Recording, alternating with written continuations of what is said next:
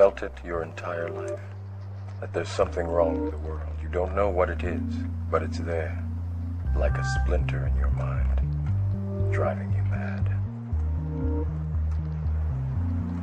Do you know what I'm talking about? I've got one that can see. Where there's thunder, there's lightning. John Nada. Wanted to talk a little bit today about one of my favorite films, and I've quoted it here several times on the program, the movie Young Guns, particularly the scene where they're trying to make the decision as to whether or not they're going to go, confront Murphy or, just escape into Mexico and preserve their life, basically.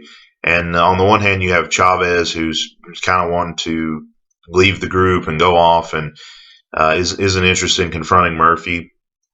And then you have the leader, Billy, who wants to see it through to the end, has such loyalty to Tunstall, who kind of takes him in at the beginning of the film and gives him purpose, and is probably the first person in the guy's life that shows any kind of care or concern for him. And in that particular scene, we have,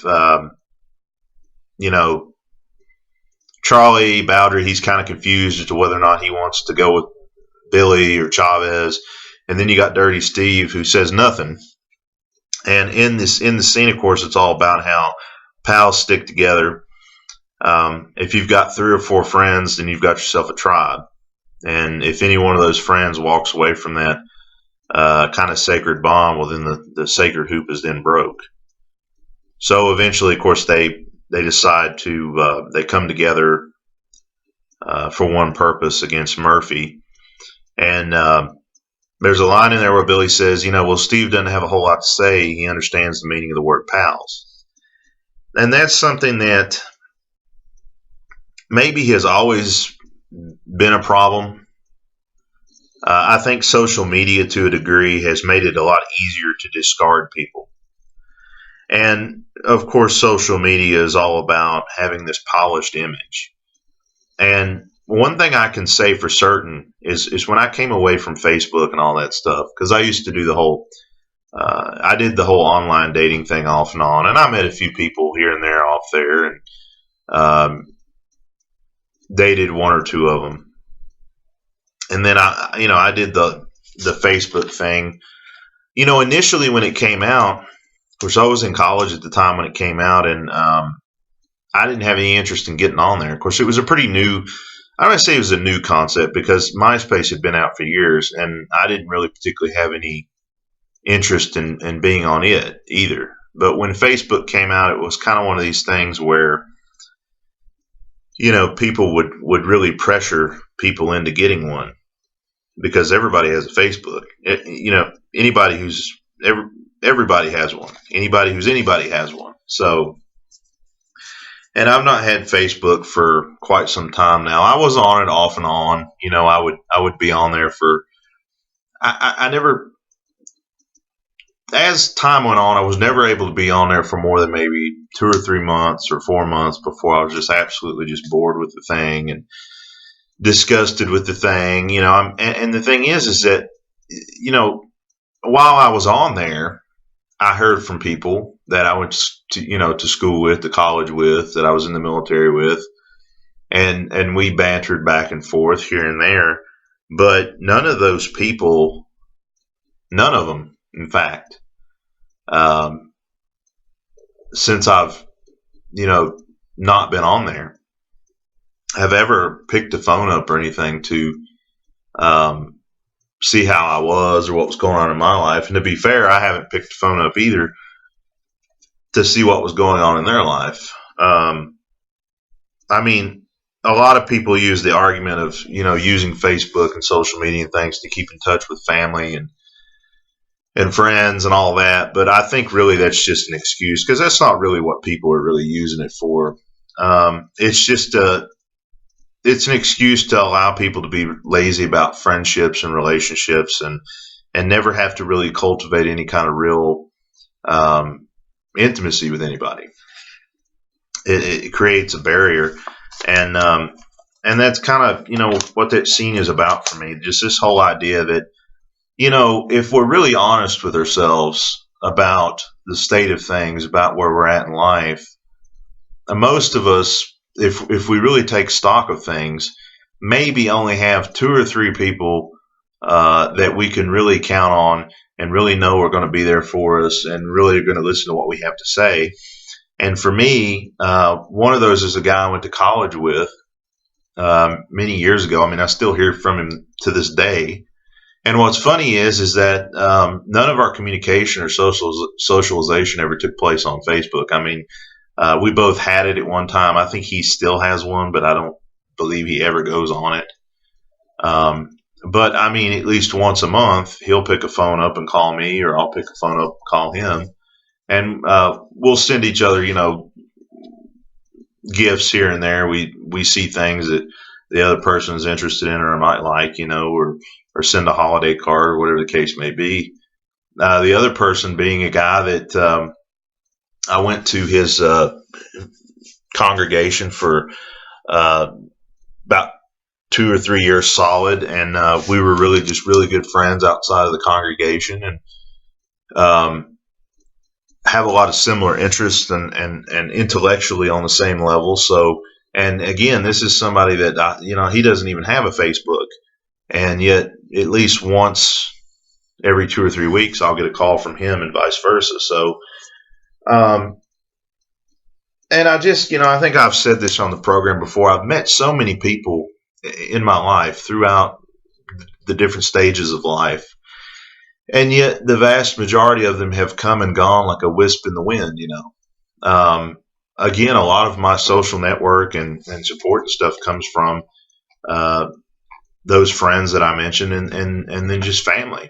Being able to really rely on the family that I have, which I didn't really realize until later on in life that that was something I kind of always took for granted, because I didn't really realize how many people came from families that they just didn't have a mom or a dad who really gave that much of a hoot about them or paid them that much mind, or maybe they weren't really very close with their siblings. And that's a discussion that I've had with this friend of mine from college about just I think one of the things that's really facing a lot of MGTOW is this sense of alienation. We're already alienated from the culture. Of course, we know the culture doesn't really care for us and care for the direction that we've decided to go in. But not only that, but I think just men in general, it's a lot more difficult because, at least, and I can speak for myself, so much is expected out of people that I would consider a friend. I mean, I don't accept a lot of this fly-by-night behavior from people, and I've had it happen quite a bit.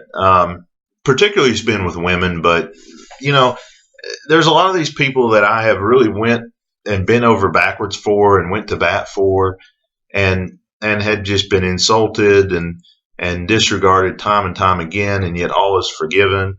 And there's been thousands of chances that have been divvied out, but you do one thing wrong to them, you do them wrong one time, and it's just the end of the world. I mean, it's as if it's never mind what's been done to you and how you've been treated, because you did them wrong one time. And then again, a lot of relationships that I've had with people have been me fighting and putting the effort into these things that the other person never really even cared about. I mean, I've made so many apologies in the past to people for these perceived slights against them, and thinking, well, it's not worth it to me to have this onus and this ought against this person. And I've been a humble enough person to be able to say, well, the friendship or the relationship's more important than being right, and being able to swallow my pride on that, only to come to find out that they didn't even really remember half of the conflict or really even care that much about it. I was just, the whole thing, I was so insignificant, and the whole thing was really so insignificant that when push came to shove, I spent a lot of time trying to repair bridges and patch things up with people that didn't even remember a quarter of what the whole thing was over to begin with, which really kind of told me how much they really thought of me. But that's been a lot of it. And, part of this video is I just want to give encouragement to people, because you do get to a point where you know who you are, and many people live their entire life. They never have a clue who they really are. And that's what's so great about MGTOW is it affords that opportunity to do that. It doesn't do it for you, but it gives you that chance to break free from the programming and the mind control and everything else, to really take a hard, honest look at yourself. And it does, as time goes on, as long as you know who you are and what you stand for and know what the truth is, there's a lot of peace and contentment in that. And just know and realize many people are never going to go there. Many people want nothing to do with that. And so, though you may only have a handful, 2 or 3 people in your life that you can really count on, you at least know that those are solid and good people, and people that are valuable. It's a lot like somebody panning for gold. They bring up all this silt and sand and everything else, but within that silt and sand, the many thousands, if not millions and billions of granules of silt and sand, within that is maybe only 2 or 3 little small specks of gold. And that, is kind of like with friendships. You can have all these friends. You can have 400 Facebook friends, 500 Facebook friends, but it's all silt and sand, and in the end, worthless if you can't count on any of them, and if none of them are really there for you, and if none of them really know the real you anyway, because all they see is a manufactured image. I can say that if you go your own way, though it may not be an easy road, it'll be a road filled with, really finding out who you are, and finding not only that, but the true value in life, and finding truth. Well, that's going to do it for today's program.